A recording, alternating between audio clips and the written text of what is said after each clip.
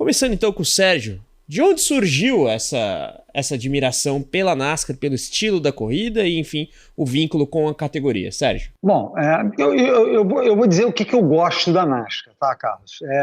O vínculo surgiu basicamente quando eu fui morar. Eu fui em 84 ou em 85 com um amigo para Los Angeles.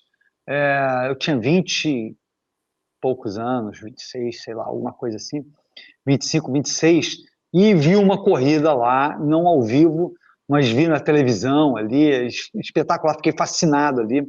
Foi em Talladega, tá, essa corrida, e eu fiquei realmente fascinado. E aí, quando eu fui morar, foi um dos esportes que eu comecei a acompanhar mais, e depois, né, aí aconteceu o início da minha carreira como narrador de NASCAR, etc. Mas o que me fascina, vamos lá. Primeiro é que, assim, temos vários vencedores diferentes. Então, isso é interessante, tá? Eu acho que é bastante interessante. Nessa temporada, por exemplo, até agora, nós temos 12 vencedores diferentes. 3 pilotos ganharam, desses 12, 3 pilotos ganharam 3 provas, e um piloto, que é o Shane Van Gisbergen, né, que ganhou em Chicago, tinha vencido no México, tem 2 vitórias, são 4. Então, 12 menos 4 dão 8, né? 8 pilotos só tem uma vitória até agora. Pilotos variados, pilotos da Ford, da Chevrolet e da Toyota.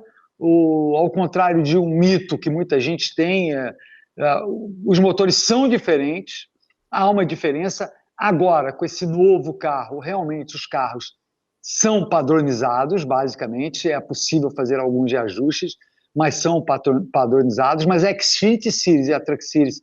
Não, a Xfinity Series, né? A Truck Series também tem as trucks padronizadas.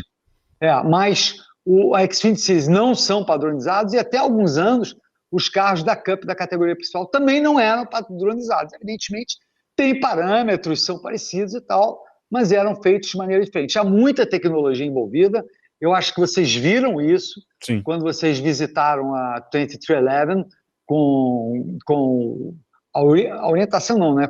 Tendo como anfitrião o Marcos Teres, que é engenheiro da equipe, brasileiro, que é um dos engenheiros da equipe, e dá para ver que tem muita coisa envolvida. Então não é assim, vamos fazer uns ajustezinhos no fim de semana, não. Tem muita coisa envolvida. Fora isso, é o seguinte, por exemplo, outra coisa, as paradas nos pits, elas têm significância, porque assim, não estou atacando aqui a Fórmula 1 nem nada, não é o objetivo, mas a Fórmula 1 é uma parada assim, 2.1, que paradão do piloto, 2.7, parada horrível. Então assim, 6 décimos de segundo, na boa, não fizeram diferença nenhuma. Aliás, nessa última corrida da Fórmula 1 até aconteceu, porque todo mundo parou ao mesmo tempo, né? Se eu não me engano, acho que o Verstappen entrou atrás do Lando Norris, não me lembro, saiu na frente. Mas, assim, em casos excepcionais, né, que tinham safety car. Na NASCAR não faz diferença. E nós temos mais paradas em bandeira amarela, porque você tem que reabastecer, você tem que trocar 4 pneus e não fica ali 58 mecânicos esperando para trocar os pneus. É um número limitado, são 6 mecânicos para abastecer e trocar os pneus. Então tem que ir do lado direito, tem que ir do lado esquerdo, ao mesmo tempo abastecendo. Então tem muitas variáveis ali acontecendo para todo mundo ao mesmo tempo. Então tem vários duelos acontecendo ali, fora que é uma prova que envolve como a troca de combustível, pode envolver tática de combustível, pode envolver tática diferente, de parar em momentos diferentes. Isso ocorre em outras categorias também, mas tem muito na NASCAR. Então são muitas variáveis que acontecem, fora a questão das pistas que a gente falou. E as pistas são diferentes, os ovais são diferentes, têm características diferentes, mas claramente, assim, você tem que conhecer um pouco mais a categoria. Mas uma vez conhecendo, você vai ver que é assim que acontece. Inclusive, o vídeo que o Sérgio citou aqui, que a gente fez algumas visitas durante a nossa estada lá em Charlotte, você consegue ver aqui na descrição deste vídeo, você já tem acesso direto a essa visita. E falando, e até complementando o assino embaixo que o Sérgio falou sobre essa questão, especialmente das diferenças, o que fascina a gente na NASCAR, eu incluo também os personagens, que são os pilotos, até os chefes de equipe, né, que são muito importantes. Eu acho que você tem na NASCAR, e eu vou pegar uma explicação que o próprio Sérgio deu em outra oportunidade, né, porque a NASCAR é de fevereiro a novembro, 36 etapas que valem pontos, geralmente 38 finais de semana, você tem dois eventos que não valem pontos. Então você vê toda aquela turma toda semana, quase que ininterruptamente, de fevereiro a novembro.